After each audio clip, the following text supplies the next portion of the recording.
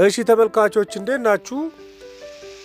ኢትዮጵያ ለ2019 በጀት እንዲሆናት ያሰበችው 2.34 ትሪሊዮን ብር ምን ላይ እንደሚያርፍ ዛሬ በገንዘብ ሚኒስቴር መግለጫ ተሰጥቶበታል። ለሕዝብ ተወካዮች ምክር ቤት ማለት ነው ማብራሪያ ተሰጥቶበታልና ጠቅላላ የበጀቱ እቅድ ሰነዱን ዘኢትዮጵያ ኢኮኖሚስት ቪው ቴሌግራም ላይ አስቀምጥላችኋለሁ። ግን እኔ ዋና ዋና የሚባሉትን ሐሳቦች ላቅርብላችሁ ፈልጌያለሁ። በተለይ የገቢ የወጪና እንዴት ገቢውን ሊሰበስብ ኢኮኖሚ እያቀደ እንደሆነ ማለት ነው።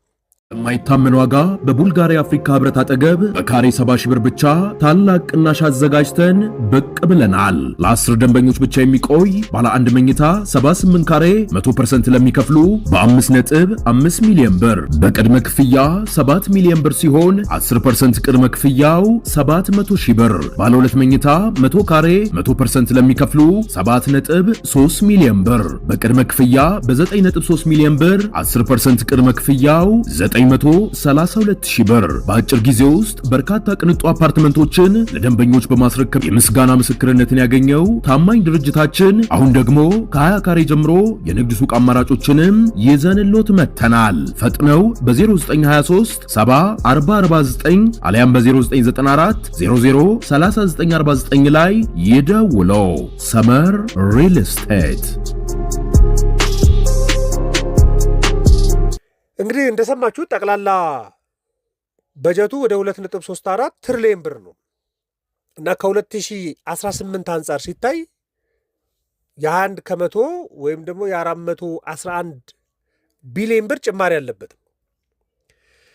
በውጭ ምንዛሬ ስለውጠው አምና የነበረው ወደ 1.93 ትሪሊዮን ብር ነው የ2018 ማለት ነው። የ2019 ወደ 2.34 ትሪሊዮን መካከል ያለው ልዩነት በብር 411 ቢሊዮኑን እንጂ ወደ ዶላር ኮንቨርት ብናደርገው አሁን ባለው በመግዛት አቅሙ ብናየው ከ5 ከመቶ የበለጠ ጭማሪ አይደለም ቁጥሩን ስመለከት። ይሄም 21 ከመቶ ጭማሪው የዋጋ ንረቱ ከ10 ከመቶ በላይ ነው። ስለዚህ ዋጋ ንረት የሚበላው ቢቀነስ ኔት የሚሆነው ከ10 ከመቶ የሚበልጥ ጭማሪ አይደለም እኔ ቁጥሩ ላይ የምመለከተው ማለት ነው። ግን በጀቱ ሲበጀት ታሳቢ የተደረጉ ነጥቦች እዚህ ውስጥ ተካተዋል። አንደኛው ጂዲፒው 10 ከመቶ አካባቢ ላይ ያድጋል የሚል ግምት እንዳለ ነው የሚያሳየው። ዋጋ ንረትን የማጥበብ አቅም ላይ ስለሆነ አሁን በመካከለኛ ምስራቅ ባለ ጦርነት ነው እንጂ ወደ ነጠላ ሀዝ የቀረበ ነበረ በጀቱ ዋጋ ንረቱ። ስለዚህ ዋጋ ንረቱን የመቀነስ አቅም ይኖረዋል በሚል ታሳቢ እንደተደረገ ደግሞ የገቢ ማሰባሰብ አቅምን በየዓመቱ 1 ከመቶ እሰበስባለሁ ስለሆነ ኢኮኖሚ እያለ ያለው ከጠቅላላ ሀገራዊ ምርት ያለው ድርሻ የታክስ ገቢ ማለት ነው። እሱን በ1 ከመቶ የማሳደግን ታሳቢ ያደረግን እና በጀት በጥቅሉ ይምጣ እንጂ ዝርዝሮች አሉት። የመደበኛ ወጪ ምን ያህል ይዛሉ፣ የካፒታል ወጪ ምን ያህል ይዛል፣ ለክልሎች ያለ ድጋፍ እና ልማት ማስቀጠያ ምናምን የሚባሉ እና መደበኛ የሚባለው ጠቅላላ መንግስት ስራዎችን የሚሰራበት ወጪ ማለት ነው። የዚህ ዕዳም የከፍልበትንም ጨምራችሁ ለደሞዝ የሚወጣው ለስራ ማስኬጃ የሚወጣው በሙሉ ማለት ነው። እና የመደበኛው 2018 የነበረው ከነበረው አንጻር ሲታይ የ175 ቢሊዮን ብር ጭማሪ አለው። ወደ 1.06 ትሪሊዮን ብር የነበረው አሁን ወደ 1.23 ትሪሊዮን ብር አድጓል። የመደበኛ ውጪ ማለት ነው። የካፒታል ወጪ ዋናነት መሰረተ ልማቶች ይሰሩበታል ተብሎ የሚታሰበው የካፒታል ወጪ ነው። የካፒታል ወጪው አምና የነበረው 415 ቢሊዮን ብር ነው። አሁን ወደ 568 ቢሊዮን ወይም ደግሞ በ153 ቢሊዮን ብር አድጓል። እንግዲህ ዋጋ ንረትን ከመሃል ስትቀንሱ አይ ቲንክ በጣም ዝቅተኛ ነው እና ለክልሎች የሚደረገውም ድጋፍ አድጓል። አሁን የክልል መዋቅሮች በጣም ትልልቅ እየሆኑ ነው እና 437 ቢሊዮን ብር የነበረው አምና ዘንድሮ ለሚቀጥለው ዓመት 520 ቢሊዮን ብር ወደ 83 ቢሊዮን ብር ጭማሪ ሊኖሩ ይችላል የሚል ነው። ታሳቢ የተደረጉት መሰረታዊ የሚባሉት ዳታዎች እነዚህ ናቸው። ኢኮኖሚው በ2019 አስገባቸዋለሁ ደግሞ አገኛለሁ ብሎ ያሰበውንም የገቢ መጠን ዘርዝሯል። ዋና ገቢ ይገኛል ተብሎ የታሰበው ከሀገር ውስጥ የሀገር ውስጥ ገቢ ነው ትልቅ ድርሻ የሚይዘው እና ጠቅላላ አገኛለሁ ብሎ የሚያምነው በአመቱ በሙሉ በበጀት አመቱ በ2019 በጀት አመት በሙሉ ወደ 1.8 ትሪሊዮን ብር ገቢ ያገኛለሁ ብሎ ያምናል ኢኮኖሚው። ወደ 2.34 ትሪሊየን ብር ወጪ አወጣለሁ። 1.8 ትሪሊየን ብር ግን እሰበስባለሁ ከዛ ውስጥ ነው። ከ1.8 ትሪሊየን ውስጥ ወደ 1.6 ትሪሊየን የሚይዘው የሀገር ውስጥ ገቢ ነው። ይሄ ታክሱም ታክስ ያልሆነው ገቢ በሙሉ የሚሰበሰበው ማለት ነው። የሀገር ውስጥ ብድር ደግሞ አለ ወደ 329 ቢሊዮን የሚሆነው በኋላም በደንብ የምናወራበት የሀገር ውስጥ ብድር እበደራለሁ እያለ ነው። ከውጭም እበደራለሁ ወደ 193 ቢሊዮን ብር ከውጭ እበደራለሁ ብዬ ገምታለሁ እያለ ነው። ወደ 204 ቢሊዮን ብር ደግሞ እርዳታ ይሰጡኛል ብዬ ገምታለሁ ውጭ ያሉት እያለ ነው። ሲተነተን እንደዛ ነው። ስለዚህ 1.8 ትሪሊየን ከሆነ ገቢው እና 2.34 ትሪሊየን ብር ከሆነ ወጪ የሚያወጣው 522 ቢሊዮን ብር ክፍተት አለ ማለት ነው። እና ይሄ 522 ቢሊዮን ብር ከየት ይመጣል ነው የበጀት ጉድለት የሚባለው ፖይንት ላይ የሚያደርሰው ይሄ እሱ ነው።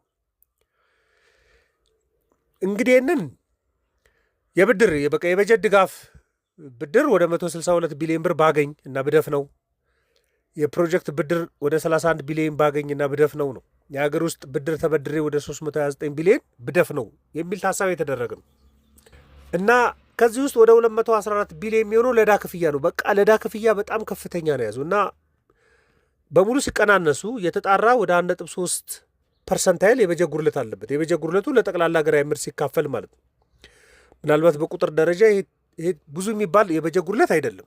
የማይታመን ዋጋ በቡልጋሪያ አፍሪካ ህብረት አጠገብ በካሬ 70 ሺህ ብር ብቻ ታላቅ ቅናሽ አዘጋጅተን ብቅ ብለናል። ለ10 ደንበኞች ብቻ የሚቆይ ባለ አንድ መኝታ 78 ካሬ 100% ለሚከፍሉ በ5.5 ሚሊዮን ብር በቅድመ ክፍያ 7 ሚሊዮን ብር ሲሆን 10% ቅድመ ክፍያው 700 ሺህ ብር። ባለ 2 መኝታ 100 ካሬ 100% ለሚከፍሉ 7.3 ሚሊዮን ብር በቅድመ ክፍያ በ9.3 ሚሊዮን ብር 10% ቅድመ ክፍያው 932 ሺህ ብር። በአጭር ጊዜ ውስጥ በርካታ ቅንጡ አፓርትመንቶችን ለደንበኞች በማስረከብ የምስጋና ምስክርነትን ያገኘው ታማኝ ድርጅታችን አሁን ደግሞ ከ20 ካሬ ጀምሮ የንግድ ሱቅ አማራጮችንም ይዘንሎት መጥተናል። ፈጥነው በ0923 70 አሊያም በ0994 003949 ላይ ይደውለው። ሰመር ሪል ስቴት። የገቢ እቅዶቹም አሉ። እንግዲህ 1.8 ትሪሊዮኑን ሰበስባለሁ ሲል በዋናነት የያዛቸው የገቢ ስልቶች አሉ። የታክስ ገቢ ማሻሻያ እርምጃዎችን ይወስዳል እና አዲስ ገቢ የሚያስባቸው አዲስ ገቢዎች አሉ። የታክስ ፖሊሲ ማሻሻያ እርምጃዎችን ወስዳለሁ ይላል። የመጀመሪያው ወደ 22 ቢሊዮን ብር አገኝበታለሁ ብሎ የሚያምነው ምንድን ነው? አዲስ ያልነበረ ነው። የግብር እፎይታ ይሰጥባቸው የነበሩ እስካሁንም ድረስ የነበሩ አንዳንድ ሸቀጦችን የግብር እፎይታውን በማስቀረት የቅናሽ ምጣኔ በቃ ዝቅተኛ ይክፈሉ፣ ዜሮ የሚባለው ይቅርና ዝቅተኛ ይክፈሉ የሚል ነው። ስለዚህ የግብር እፎይታ ያለባቸው አሁን ወደ ዝቅተኛ ገቢ ይመጣሉ ማለት ነው። ወደ ዝቅተኛ የታክስ ቅናሽ ምጣኔ ላይ ማለት ነው። ከዚህ 22 ቢሊዮን ብር አገኛለሁ ብሎ ይገምታል ኢኮኖሚ። ጉምሩክ ውስጥ የነበሩ ከቀረጥ ነፃ መግባት ያለባቸው የነበሩ ቁሶች ነበሩ።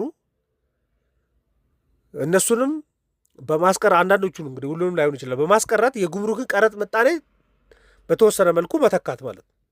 ከዚህ ወደ 33.8 ቢሊዮን ብር ይጠብቃል። ያልነበሩ ናቸው እነዚህ 2018 ኢኮኖሚ የማያውቃቸው ማለት ነው። ወይ ደግሞ 2018 ከግብር እፎይታ የግብር እፎይታ የተሰጣቸው የጉምሩክ ቀረጥ ነፃ የነበሩ ምናምን ማለት ነው። 2019 ላይ ዝቅተኛም ቢሆን ታሪፍ የሚቀመጥባቸው ኤክሳይዝ ታክስንም ለማስተዳደር ዘመናዊ አሰራርን ይፈልጋል። በቃ የቴምብር ስርዓትን እዘረጋለሁ ከዚህ ወደ 22.5 ቢሊዮን ብር ጠብቃለሁ። በደምሩ አዲስ ማለት ነው። አዲስ ገቢ መደበኛ ይሰበሰባል ከሚባለው ገቢ በተጨማሪ ወደ 79 ቢሊዮን ብር ይጠብቃል ኢኮኖሚው።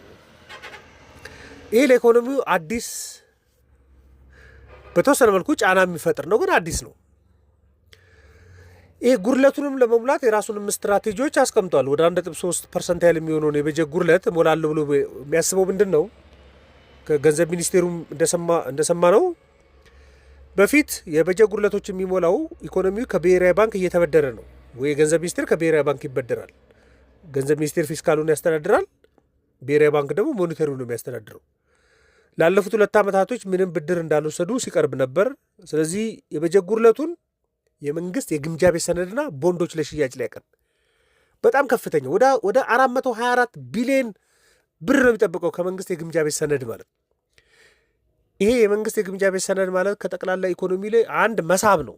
በቃ ብርን መሳብ ማለት ነው። በፍጥነት መከፈል የማይቻል ከሆነ ደግሞ ለመንግስት ራሱን የቻለ ተጨማሪ ዕዳ ማለት ነው። 2020 በጀት ላይ ዕዳ ሆኖ ተገልብጦ የሚመጣ ማለት ነው። እና ብድርና እርዳታም ደግሞ ይጠብቃል። የበጀት ጉድለቱን ሊሞሉ የሚችሉ ብድርና እርዳታ ከአይኤምኤፍ ሊሆን ይችላል፣ ከወርልድ ባንክ። ይህ እንኳን ሊሟላ የሚችል እንደሆነ ይሰማኛል። አይኤምኤፍ እንኳን ከአሁን በኋላ 3 ግምገማዎችን ቢያከናውን ወደ $750 ሚሊዮን ሊለቅ ይችላል። እሱ እንኳን ከ100 ቢሊዮን ብር በላይ ሊመጣ ይችላል። ምናልባት እሱ ኮንሲደር ከተደረገ በቃ ይሄ ለምሳሌ የካፒታል ወጪው አብዛኛው የካፒታል ወጪው ያለው የመንግስት የግምጃ ቤት ሰነድ ከውጭ እርዳታ ከውጭ ብድሮች ነው። የካፒታል ወጪ ጠቅላላ አለብኝ ብሎ የሚያምነው ኢኮኖሚ ወደ 568 ቢሊዮን ብር ነው።